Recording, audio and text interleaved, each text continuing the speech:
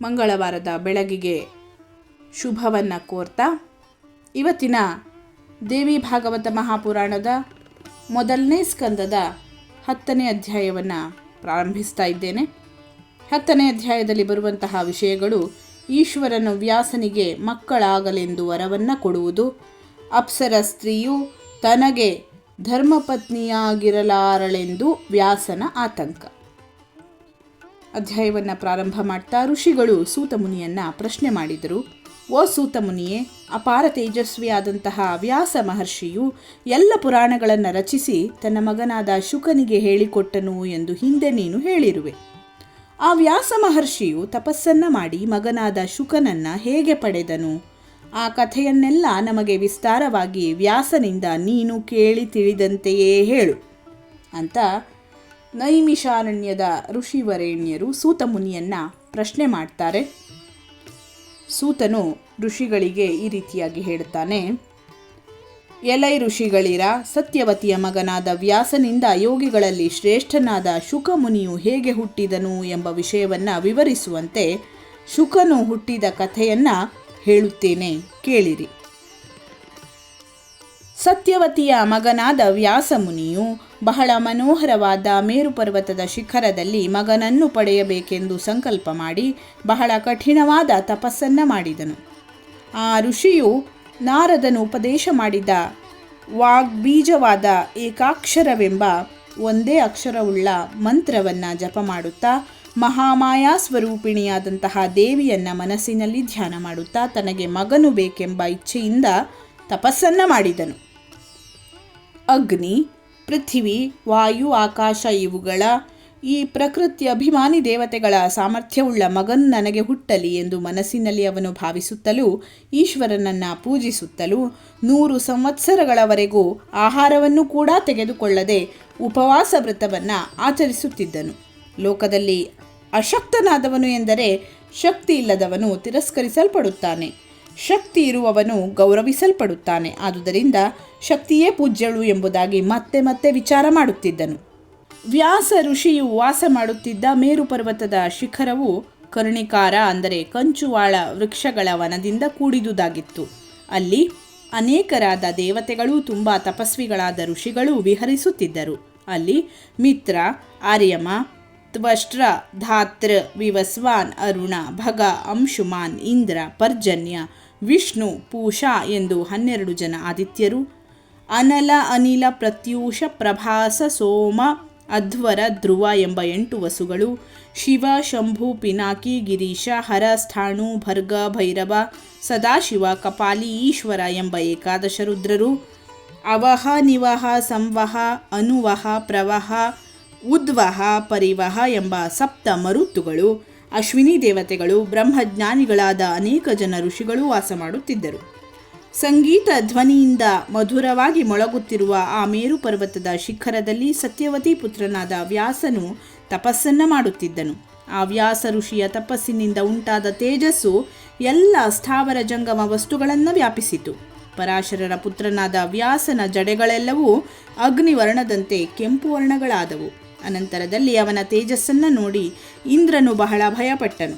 ಆಗ ಭಯದಿಂದ ಬಹಳ ಶ್ರಮ ಪಡುತ್ತಿರುವ ಇಂದ್ರನನ್ನು ನೋಡಿ ಹಾಗೆಯೇ ಭಯಪಟ್ಟಿದ್ದ ಇಂದ್ರನನ್ನು ಕುರಿತು ರುದ್ರನು ಈ ರೀತಿಯಾಗಿ ಹೇಳಿದನು: ಓ ಇಂದ್ರನೇ, ಈಗ ಏಕೆ ಭಯಪಟ್ಟಿದ್ದೀಯೇ? ಹೀಗೆ ಭಯಪಡಲು ಏನು ದುಃಖವೂ ಒದಗಿರುವುದು? ಯಾವಾಗಲೂ ತಪಸ್ವಿಗಳ ವಿಷಯದಲ್ಲಿ ಕೋಪವನ್ನು ಮಾಡಬಾರದು. ಆ ಋಷಿಗಳು ನಾನು ಶಕ್ತಿಯಿಂದ ಸಹಿತನಾದವನೆಂದು ತಿಳಿದು ತಪಸ್ಸು ಮಾಡುತ್ತಿರುತ್ತಾರೆ. ಈ ರೀತಿಯಾಗಿರುವ ತಪಸ್ವಿಗಳು ಯಾವಾಗಲೂ ಯಾರಿಗೂ ಅಹಿತವನ್ನು ಬಯಸುವುದಿಲ್ಲ ಎಂಬುದಾಗಿ ಹೇಳಿದ ಗೂಳಿಯೇ ಧ್ವಜದ ಗುರುತಾಗಿ ಉಳ್ಳ ಶಂಕರನನ್ನು ಕುರಿತು ಇಂದ್ರನು ಹೀಗೆ ಹೇಳಿದನು: ಈ ವ್ಯಾಸನು ಯಾವ ಉದ್ದೇಶದಿಂದ ತಪಸ್ಸನ್ನು ಮಾಡುತ್ತಿದ್ದಾನೆ? ಇವನ ಮನೋಭಿಲಾಷೆ ಏನು? ಶಿವನು ಆಗ ಉತ್ತರವನ್ನು ಕೊಡ್ತಾ ಹೇಳಿದ್ನೋ: ವ್ಯಾಸನು ಮಗನು ಬೇಕೆಂಬುದಾಗಿ ತಪಸ್ಸು ಮಾಡುತ್ತಿದ್ದಾನೆ. ಈಗ 100 ವರ್ಷಗಳ ಕಾಲ ತುಂಬಿತು.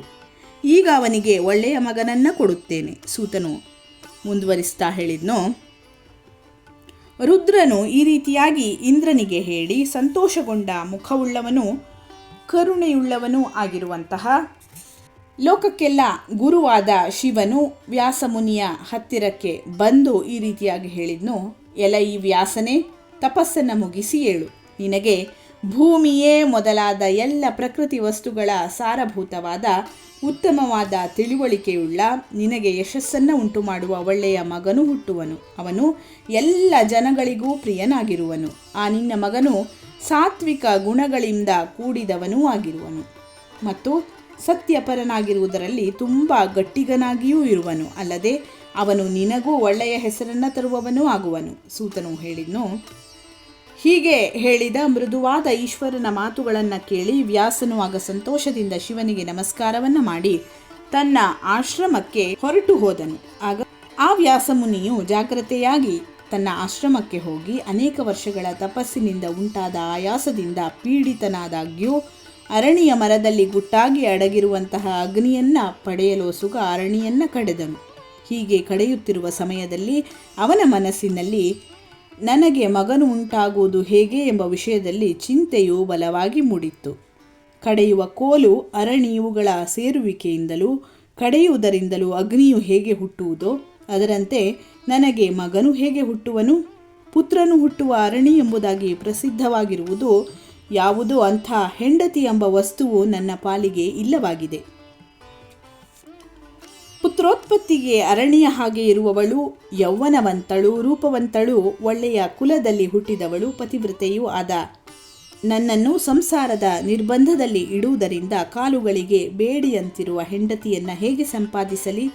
ಮಕ್ಕಳನ್ನು ಪಡೆಯುವುದರಲ್ಲಿ ಸಮರ್ಥಳಾಗಿಯೂ ಯಾವಾಗಲೂ ಪತಿವ್ರತೆಯಾಗಿಯೂ ಇರುವ ಹೆಂಗಸನ್ನು ಹೇಗೆ ಸಂಪಾದಿಸಲಿ? ಹೆಂಡತಿಯು ಪತಿವ್ರತೆಯಾಗಿರಲಿ, ಸಮರ್ಥಳಾಗಿಯೇ ಇರಲಿ, ರೂಪವತಿಯೇ ಆಗಿರಲಿ, ಹೇಗಿದ್ದರೂ ಅವಳು ನನ್ನನ್ನು ಈ ಸಂಸಾರದಲ್ಲಿ ಸಿಲುಕಿಸುವ ಬಂಧನ ರೂಪಳೇ ಹೌದು ಮತ್ತು ತನ್ನ ಇಚ್ಛೆ ಬಂದಾಗ ಸುಖವನ್ನು ಉಂಟು ಮಾಡುವಳು. ಪರಮೇಶ್ವರನು ಕೂಡ ಹೆಂಗಸೆಂಬ ಹಗ್ಗದಿಂದ ಕಟ್ಟಲ್ಪಟ್ಟವನಾಗಿ ಯಾವಾಗಲೂ ಪರ್ವತದಲ್ಲಿ ವಾಸ ಮಾಡುತ್ತಾನೆ. ಅವನಿಗೇ ಹಾಗಾದ ಮೇಲೆ ನಮ್ಮಂಥವರ ಪಾಡೇನು ಎಂಬ ಅಭಿಪ್ರಾಯವು.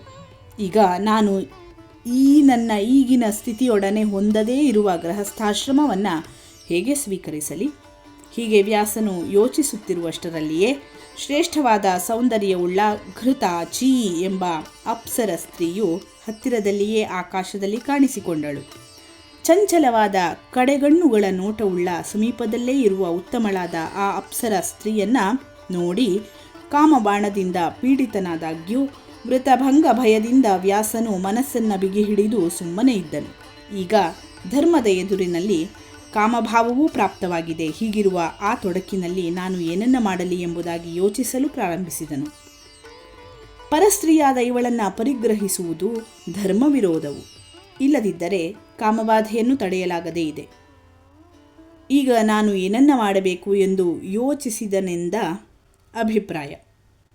ನಾನು ಈಗ ಇವಳನ್ನು ಪರಿಗ್ರಹಿಸಿದರೆ ಮಹಾತ್ಮರಾದ ತಪಸ್ವಿಗಳು ನನ್ನನ್ನು ನೋಡಿ ಇವನು 100 ವರ್ಷಗಳವರೆಗೆ ಘೋರವಾದ ತಪಸ್ಸನ್ನು ಮಾಡಿದರೂ ಕಡೆಗೆ ಅಪ್ಸರ ಸ್ತ್ರೀಯನ್ನು ನೋಡಿ ಚಪಲನಾಗಿ ಅವಳಿಗೆ ಅಧೀನನಾದನೆಂದು ಹಾಸ್ಯ ಮಾಡುತ್ತಾರೆ. ಆದುದರಿಂದ ನನ್ನನ್ನು ಮೋಸಗೊಳಿಸಲು ಇಲ್ಲಿಗೆ ಬಂದಿರುವ ಇವಳನ್ನು ಪರಿಗ್ರಹಿಸುವುದು ಯೋಗ್ಯವಲ್ಲವು. ಅಲ್ಲದೆ ಗೃಹಸ್ಥಾಶ್ರಮವು ಫಲಕಾಮನೆಯುಳ್ಳವರಿಗೆ ಇಹದಲ್ಲಿ ಪುತ್ರಪ್ರಾಪ್ತಿ ಮುಂತಾದ ಸುಖವನ್ನು, ಪರಲೋಕದಲ್ಲಿ ಸ್ವರ್ಗ ಮುಂತಾದ ಸುಖವನ್ನು, ವಿರಕ್ತವಾದ ಜ್ಞಾನಿಗಳಿಗೆ ಮೋಕ್ಷದ ನಿತ್ಯ ಸುಖವನ್ನು ಕೊಡುತ್ತದೆ. ಆದುದರಿಂದ ಗೃಹಸ್ಥಾಶ್ರಮದಿಂದ ದೊರೆಯುವ ಸುಖವು ಅಸದೃಶವಾದುದು. ಆದರೆ ಇವಳಿಂದ ಅಂತಹ ಸುಖವು ದೊರೆಯದೆ ನಿರೀಕ್ಷಣೆಯೂ ಇಲ್ಲವು. ಏಕೆಂದರೆ ಅಪ್ಸರ ಸ್ತ್ರೀಯಾದ ಇವಳು ಸ್ವಲ್ಪ ಕಾಲ ಮಾತ್ರ ನನ್ನೊಡನೆ ಇದ್ದು ಆಮೇಲೆ ಬಿಟ್ಟು ಹೊರಟು ಹೋಗುವಳು. ಇವಳು ನನ್ನೊಡನೆ ಕಡೆಯವರೆಗೂ ಧರ್ಮಪತ್ನಿಯಾಗಿರುತ್ತಾ ಗೃಹಿಣಿಯಾಗಿರುವ ಹಾಗಿದ್ದರೆ ಮುನಿಗಳ ನಿಂದೆಯನ್ನಾದರೂ ಸಹಿಸಿ ಇವಳನ್ನು ಪರಿಗ್ರಹಿಸಬಹುದಾಗಿತ್ತು. ಹಾಗೂ ಇಲ್ಲವು. ದೇವಸ್ತ್ರೀಯಾದ ಇವಳಿಂದ ಮೇಲೆ ಹೇಳಿರುವ ಫಲವೊಂದೂ ಉಂಟಾಗುವುದಿಲ್ಲ. ಪೂರ್ವದಲ್ಲಿ ದೇವಕನ್ಯೆಯಾದ ಊರ್ವಶಿಯ ಅಧೀನನಾದ ಪುರೂರವನು ಅವಳಿಂದ ತಿರಸ್ಕರಿಸಲ್ಪಟ್ಟನು ಎಂಬ ಕಥೆಯನ್ನು ನಾನು ನಾರದನ ಮುಖದಿಂದ ಕೇಳಿರುತ್ತೇನೆ. ಅದರಂತೆ ಈಗಲೂ ಆ ಘೃತಾಚಿಯಿಂದ ನನಗೆ ಯಾವ ಸುಖವೂ ಉಂಟಾಗುವುದಿಲ್ಲ ಎಂಬುದಾಗಿ ಮನಸ್ಸಿನಲ್ಲಿ ಯೋಚಿಸಿದನು. ಇಲ್ಲಿಗೆ ಶ್ರೀದೇವಿ ಭಾಗವತ ಮಹಾಪುರಾಣದ 1ನೇ ಸ್ಕಂದದ 10ನೇ ಅಧ್ಯಾಯ ಮುಕ್ತಾಯವಾಯಿತು. ಧನ್ಯವಾದಗಳು. ಲೋಕಾಃ ಸಮಸ್ತಾಃ ಸುಖಿನೋ ಭವಂತು.